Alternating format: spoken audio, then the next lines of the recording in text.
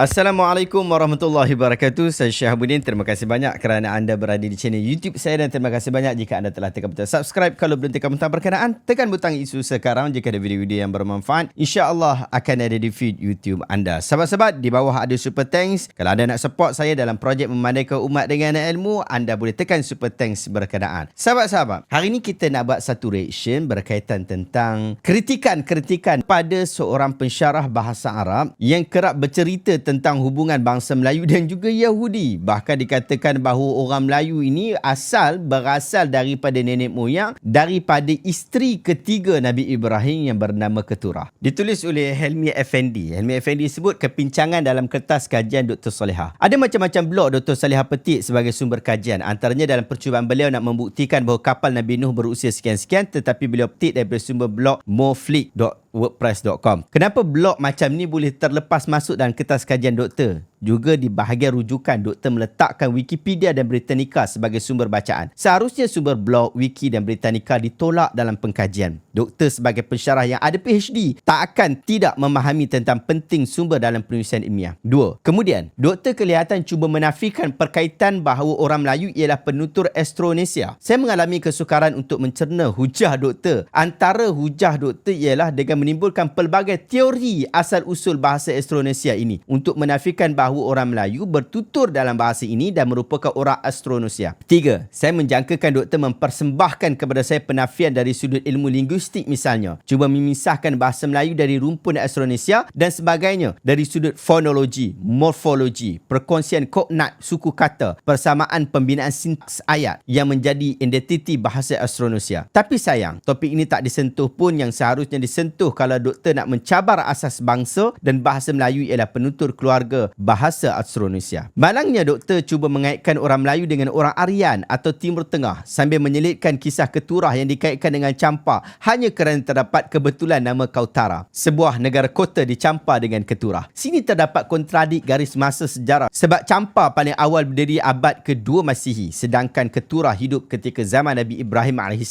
yang hidup sekitar 3000 hingga 1500 sebelum Masihi. Tergantung pada sumber yang kita rujuk, tidak ada rekod arkeologi, hikayat bertulis, batu bersurat dan seumpamanya meletakkan Champa sezaman dengan Mesopotamia. 5. Saya menanti sebenarnya sumber kitab tafsir, sumber sejarah yang dibawa oleh Dr. Salihah dalam membahaskan berkenaan asal-usul Keturah. Malangnya tak jumpa dan tidak disebutkan langsung kitab tafsir yang mana menyebutkan Keturah dan bangsa Melayu. Sedangkan dapatan saya kitab-kitab tafsir semuanya meletakkan keturunan Keturah sebagai menurunkan bangsa Arab. Terdapat 3 pandangan mengenai asal-usul Keturah dalam kitab Al-Muluk war-Rusul oleh Imam At-Tabari. Pandangan pertama, Keturah adalah wanita Kanaan bernama Qaturah binti Yaqtan, isteri Nabi Ibrahim AS setelah kematian Siti Sarah, melahirkan 6 putera. Pandangan kedua dan ketiga, Keturah berasal dari bangsa Arab. Qanturah binti Maftur dari kaum Arab Aribah dan Qanturah binti Yaqtan dari kaum Arab biasa. Kitab Al-Kamil Fit Tarikh oleh Ibn Athir juga menyebutkan Keturah mengikut narasi Tabari dengan menekankan asal-usul Kanaan. Anak-anak Keturah dalam kitab tafsir menjadi pemimpin suku Semitik di Timur Tengah. Mereka berperanan dalam pembentukan peradaban Arab termasuk Jokshan yang berhubungan dengan keturunan Sheba dan Didan di Yaman. Sumber Arab dan Yahudi menunjukkan Keturah dan keturunannya sebagai orang Semitik yang berbentuk suku Arab yang berbeza dari Ismailiyah dan Qahtan tanpa kaitan dengan bangsa Melayu. Keturah dan anak-anaknya dihormati di Timur Tengah dan tidak ada bukti hubungan mereka dengan peradaban Melayu pada zaman tersebut. 7. Juga kewujudan bahasa Sanskrit dalam bahasa Melayu kuno. Istilah-istilahnya bukan bermaksud orang Melayu berasal dari kawasan orang Aryan atau orang Melayu orang Aryan. Kewujudan tersebut adalah hasil pengaruh Indianiasi yang berbeza peringkat di Asia Tenggara. Ia bukanlah datang seawal zaman orang Aryan menyerang tamadun Indus, tetapi hasil dari hubungan perdagangan, ketenteraan, diplomasi antara kerajaan-kerajaan Melayu dan kerajaan India.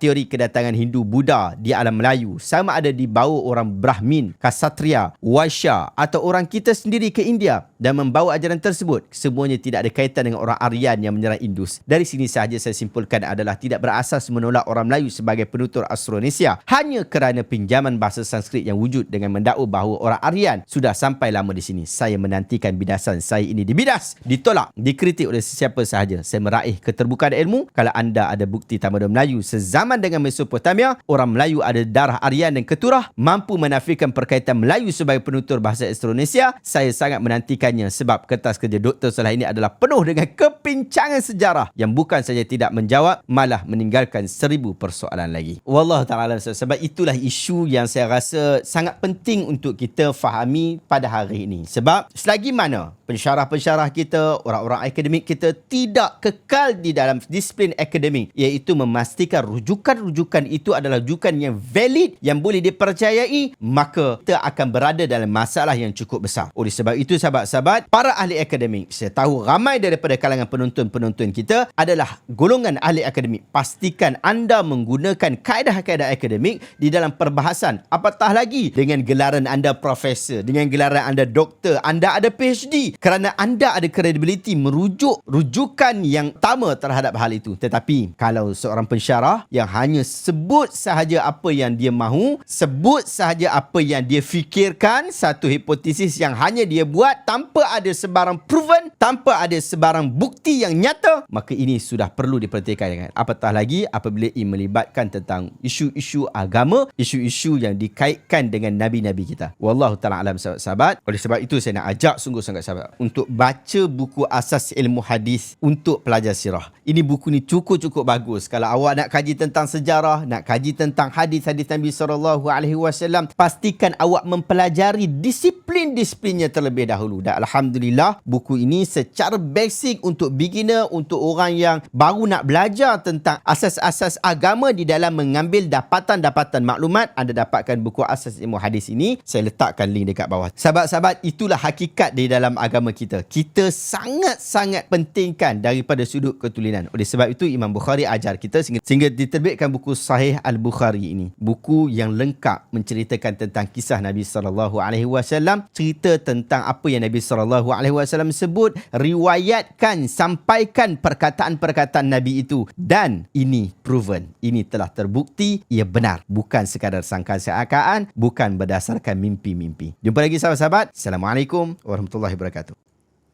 Sahabat-sahabat, saya nak ajak anda untuk sertai satu bedah buku Asas Ilmu Hadis yang dianjurkan oleh Koperasi Usahawan Ilmu Perhatian Rakyat Malaysia Berhad. Kita singkatkan dengan Usaha Ilmu, yang akan dikelolakan oleh Ustaz Muhammad Ihsan Sabri dengan buku bertajuk Asas Ilmu Hadis, iaitu sebuah buku yang saya tulis, saya susun dengan tujuan untuk memudahkan orang awam di dalam memahami fakta dan juga data di dalam ilmu hadis, di dalam agama kita ini sebelum kita nak sampaikan kepada orang lain. 30 Disember, semua orang boleh sertai sebab ia dikelolakan secara online.